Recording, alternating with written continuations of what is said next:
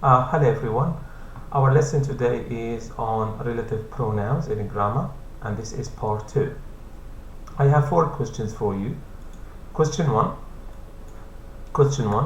is, if we use a relative pronoun, what type of sentence structure do we make? Or do you, if I am speaking to you? So if you use a relative pronoun, what type of sentence structure do we make?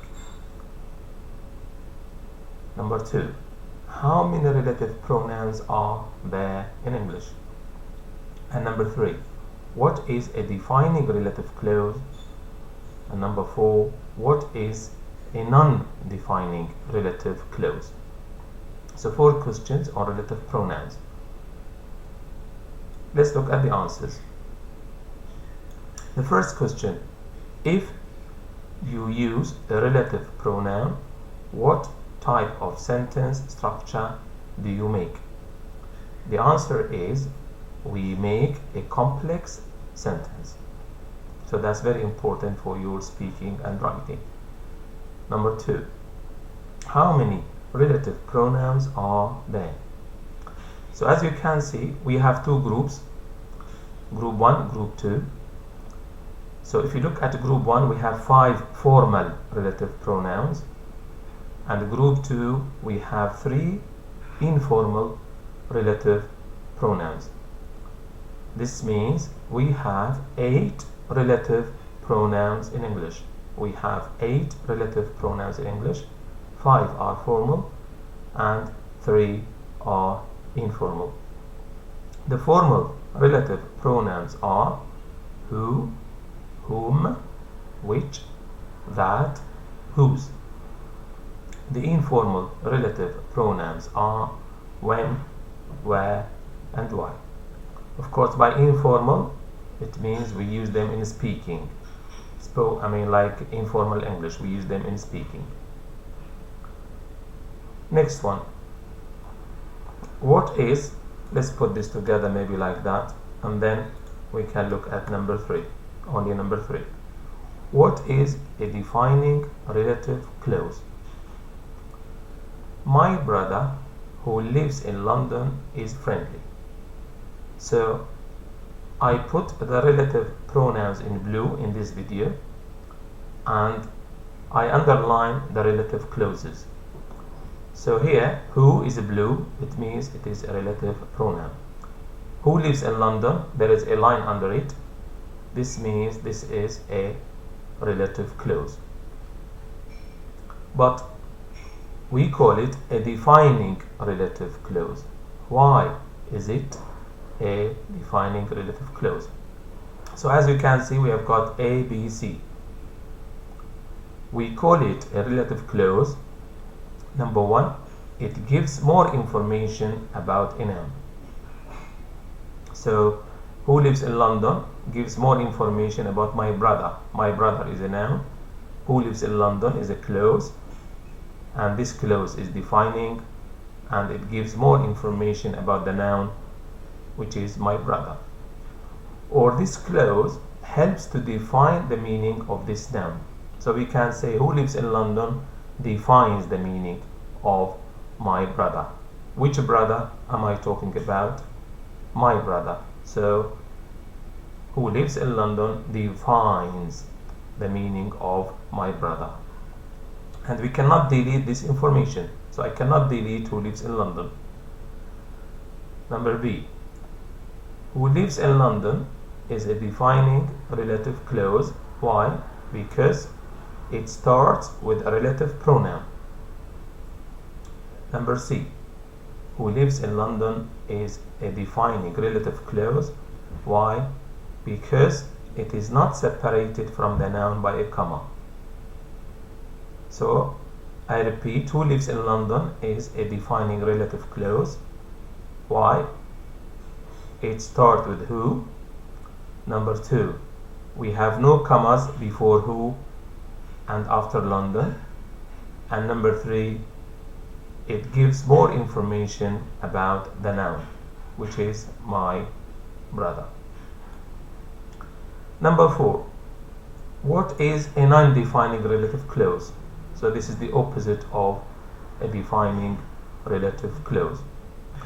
My brother, comma, who lives in London, comma, is friendly.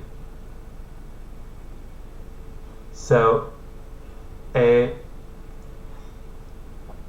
think I have to put here a non-defining, sorry, it's a typing mistake. A non-defining relative clause gives more information about a noun, and this information is not important, so we can delete it.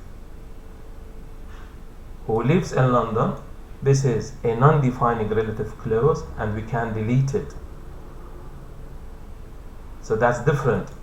If it is a defining relative clause, we cannot delete it. If it is a non-defining relative clause, we can delete it. I repeat, who lives in London is a non-defining relative clause and we can delete it. Also, you have a comma before who and you have a comma after London, so we can delete it. We can delete who lives in London. Starts with a relative pronoun, is separated from the noun by a comma. So when you see commas, comma before the relative pronoun and comma after London, this means this is a non-defining relative clause. It gives more information, yes, about the noun, but we can delete it. We can delete who lives in London because it has commas before it and commas after it, and of course this is a non-defining relative clause. Now you may ask yourself, so what's the difference in meaning between these two sentences? My brother who lives in London is friendly. My brother, comma, who lives in London, comma, is friendly. So the two sentences are correct. So who lives in London is a defining relative clause. Who lives in London is a non-defining relative clause.